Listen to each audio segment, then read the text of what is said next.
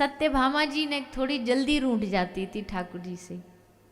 नारद जी आए, नारद जी आए, नारद जी ने कहा देवी प्रणाम, नारायण नारायण। सत्यभामा जी बोले आइए देवर्षि पधारिए, कैसे आना हुआ? बोले बस ऐसे ही आ गए, हाल चाल जानने के लिए आ गए।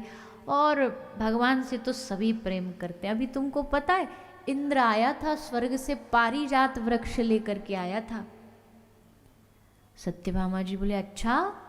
बोले हाँ, भगवान ने आके इंद्र ने आके द्वारिकाधीश को पारिजात दिया और फिर भगवान श्री द्वारिकाधीश ने उस पारिजात को रुक्मणी जी के महल में लगा दिया।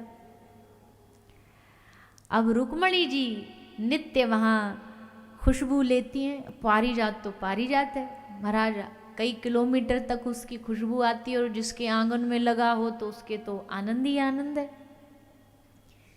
तो जैसे कहा तो भाई यही बात पे सत्यभामा जी रूठ गई। भगवान को पता चली कि सत्यभामा जी रूठ गई हैं। पहले के जमाने में राजाओं के राजभवन में कोप भवन होता था कि जब रानी रूठ जाए तो कोप भवन में पहुंच जाती थी तो राजा को पता लग जाता कि रानी रूठ गई है। तो भगवान सत्यभामा जी के पास गए, बोले देवी क्या हो गया, काहे को रूठी हो? बोले पारिजात वृक्ष आया और आपने उसको रुक्मणी जी के महल में लगा दिया। ये क्या बात हुई? वो आपको सुंदर सुंदर माला बना के रोज पहनाती, हम कुछ भी नहीं है।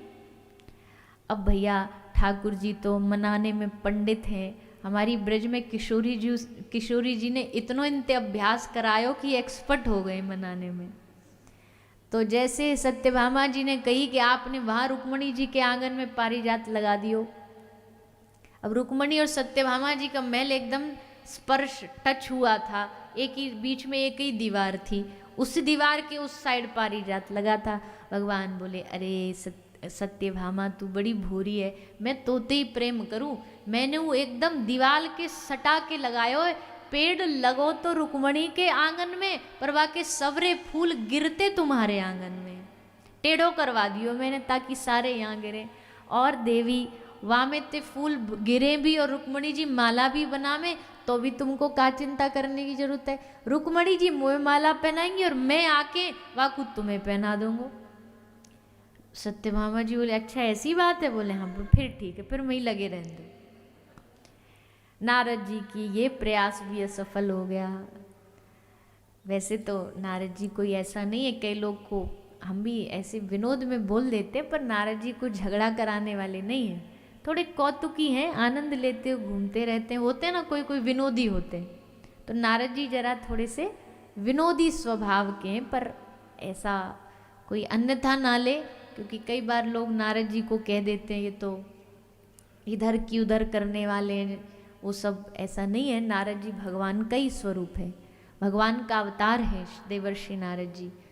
तो इसलिए उनका महत्व भी हमें समझना चाहिए, क्योंकि आज के समय में वैसे ही लोग इतने नासमझ हैं, अपने देवताओं की कीमत ही नहीं समझते, अपने भगवानों की कीमत नहीं समझते, बड़ा मजाक बना देते हैं, जोकर जैसा बना देते हैं भगवानों को, अपने देवी देवताओं को। तो ये बोलने से कहीं लोग के मन में भी ये ना आ जाए, इसलिए हम ये बात कह रहे हैं कि विनोद करते हैं, पर नारद जी जोकर नहीं है जो टीवियों में दिखाया जाता है। नारद जी को जोकर जैसा, जोकर कार्टून जैसा वो नहीं है नारद जी, भगवान का ही। जब भगवान को कोई लीला करनी होती है, नारद जी भगवान के मन का अवतार है, तो भगवान के मन में जब कुछ लीला करने की भाव आता है तब नारद जी ऐसा कुछ ना कुछ लीला करते हैं जानबूझ करके। तो ऐसे हैं श्री देवर्षि नारद जी, भगवान के ग्रस्त धर्म का दर्शन करके गए। भगवान ने अपने ग्रस्त में भगवान के बाल बच्चों को शिक्षा भी दी, क्योंकि भगवान जानते हैं इतना बड़ा कुटुंब कब कहाँ कौन रास्ता भटक जाए नहीं पता, इसलिए भगवान ने एक दिन अपने बालकों को लेके प्रभु वन में गए घूमने। सब बालकों को साथ यदुवंशियों को लेके साथ गए। भगवान ने सब यदुवंशी बालकों को कहा कि हम थोड़ा आराम कर रहे हैं, तुम सब खेलो। तो सब बालक खेलने लग गए, ठाकुर जी विश्राम कर रहे हैं। तभी बालकों ने देखा कुएं के भीतर एक बड़ा भयानक, बड़ा लंबा चौड़ा विशाल एक गिरगिट पड़ा हुआ है। उसकी विचित्र आकृति को देख के यदुवंशी बालक भागे भागे श्री कृष्ण के पास आए, निवेदन किया, प्रभु कुआं में एक बड़ा विचित्र गिरगिट पड़ा हुआ है, लगता कुछ बोलना चाह रहा है, निकलना चाह रहा है। तो प्रभु गए, भगवान जाकर के समझ गए कि ये गिरगिट पूर्व जन्म के, पूर्व के सूर्य वंश के राजा हैं, राजा नृग। एक राजा हुए नृग राजा, बड़े भारी गौ भक्त थे। इन्होंने जीवन में खूब गौएं दान करी, पर एक बार इनसे एक ब्राह्मण अपराध हो गया।